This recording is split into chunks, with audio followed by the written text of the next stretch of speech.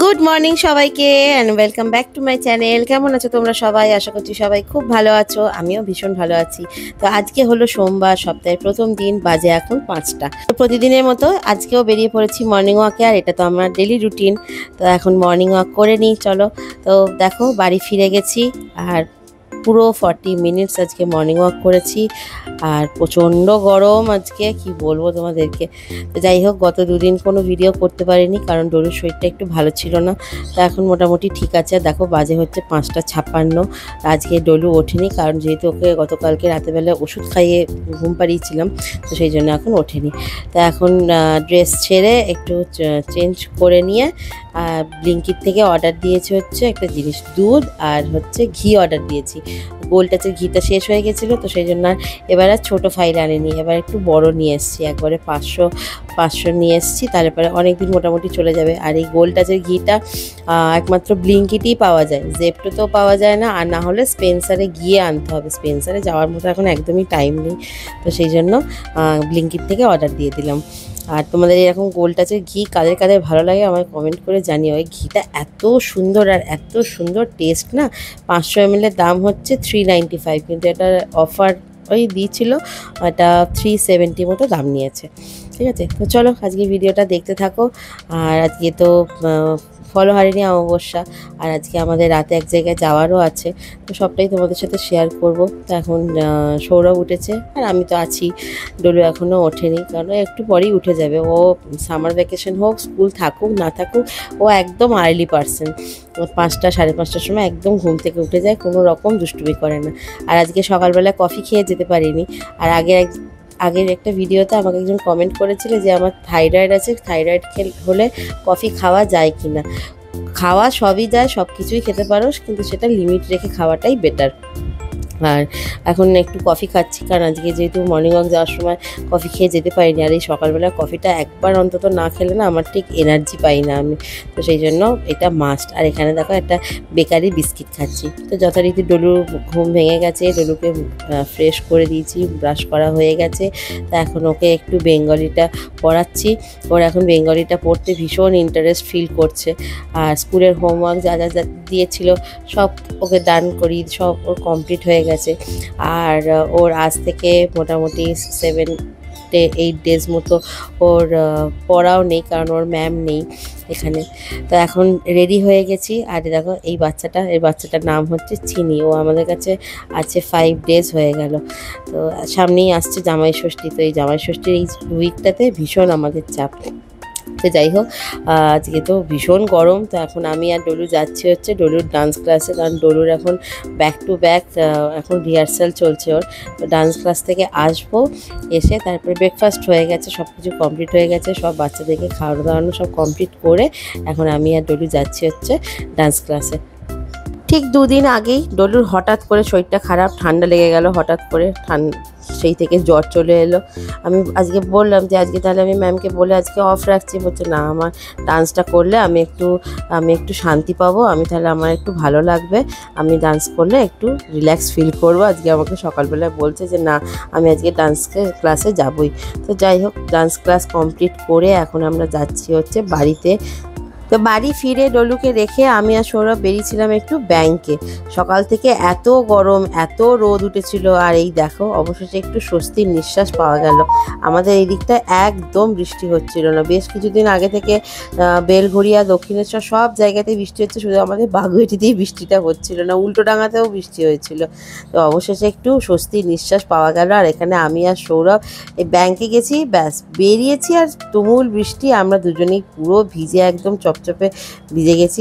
এই ভিজে যে মানে শরীর খারাপ করবেই, সেটা কিচ্ছু করার নেই, কিন্তু এইভাবেই বাড়ি চলে এসেছি। আর এই দেখো আমার আর সৌরভের কী অবস্থা, পুরো একদম ভিজে স্নান যেটাকে বলে। এখন ওপরে যাব, গিয়ে তারপরে স্নান করব, দিয়ে তারপরে পুজো করার ব্যাপার।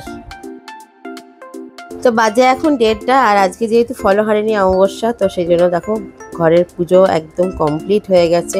আর আমাদের ইভিনিংয়ে মানে সন্ধেবেলা আমাদের ফ্ল্যাটের একজনের বাড়িতে পুজো আছে। এই ফ্ল্যাটে পুজো নেই, ওনাদের পুরনো ফ্ল্যাটে পুজো আছে, তো সেই জন্য আমরা যাব।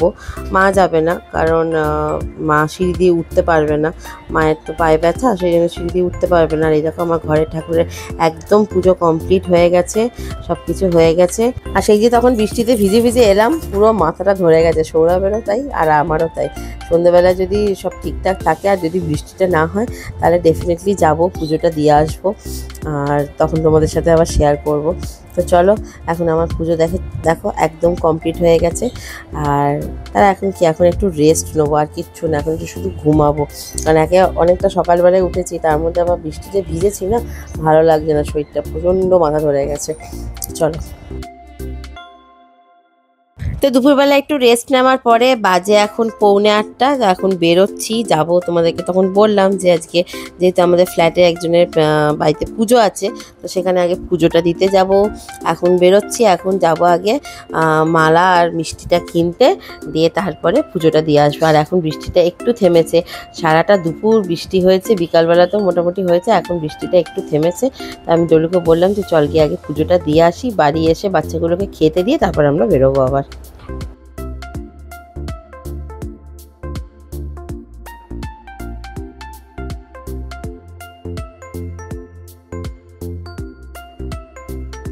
তো এই দেখো আমাদের ফুল, মিষ্টি, তারপরে ধূপকাঠি, 108-এর জবার মালা নিলাম, সব কিছু নেওয়া কমপ্লিট হয়ে গেছে। এখন আমরা যাচ্ছি হচ্ছে পুজো দিতে, আমি, ডলু আর সৌরভ।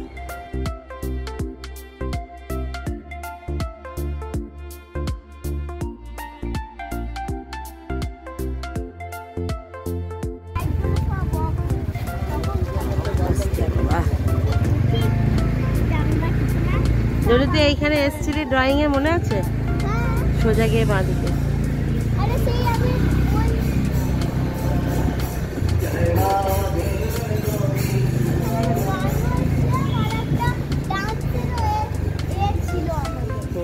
আমাকে নাম দাও, সবাই করেছিল, আমাকে নাম দাও, আমাকে নাম দাও। আমি বারবার বলছিলাম মা একটু স্লিপ চাল,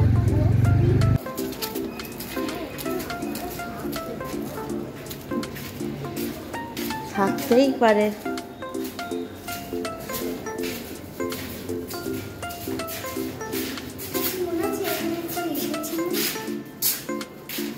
এখানে একবার এসেছিলিস কবে?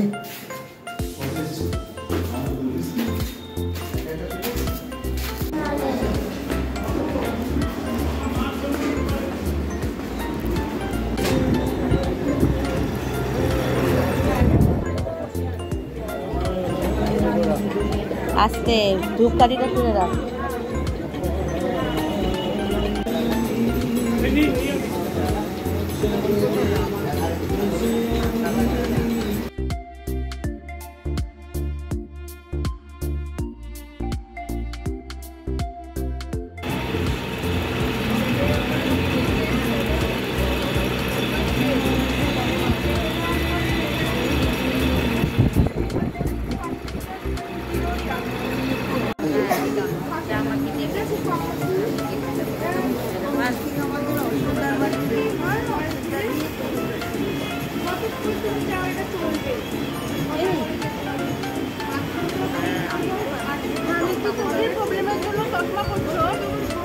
আমি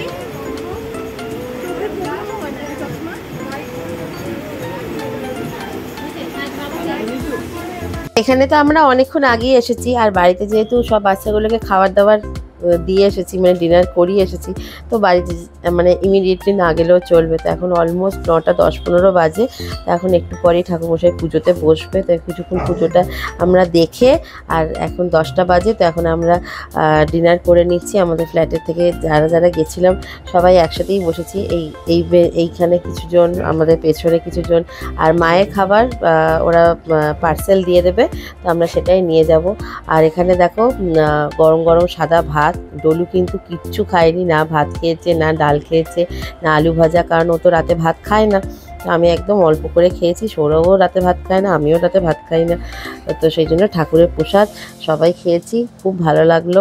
রান্নাবান্না ভীষণ ভালো হয়েছিল। আর ডলুকে শুধু মানে দিয়েছে ওই নামমাত্র, নিমিত্ত মাত্র, ও কিচ্ছু খায়নি। ওকে শুধু প্রথমে বললাম একটু খেয়ে দেখ কেমন টেস্ট, বললো না আমি খাবো না। ওই একটু খেলো ব্যাস, ওই একটু স্যালাডে শশা খেয়েছে ব্যাস, ওর ওই দিয়ে খাওয়া হয়ে গেছে। মুগের ডাল, ঝুরি ঝুরি আলু ভাজা, তারপরে এঁচোড়ের ডালনা, চাটনি, চিলি পনির, পাঁপড়, মিষ্টি, অনেক কিছু করেছিল, খুব ভালো করেছিল। মায়ের জন্য পার্সেল দিয়ে দিয়েছে। আর এটা যাদের পুজো তারা, এটা ওনাদের পুরনো ফ্ল্যাট। আর যেহেতু এই ফ্ল্যাটটায় লিফট নেই, সেই জন্য ওনারা এখানে থাকে না, আমাদের বিল্ডিংয়ে ওনারা ফ্ল্যাট কিনেছে। তো সেই জন্য আমরা বিল্ডিং থেকে সবাই এসেছিলাম।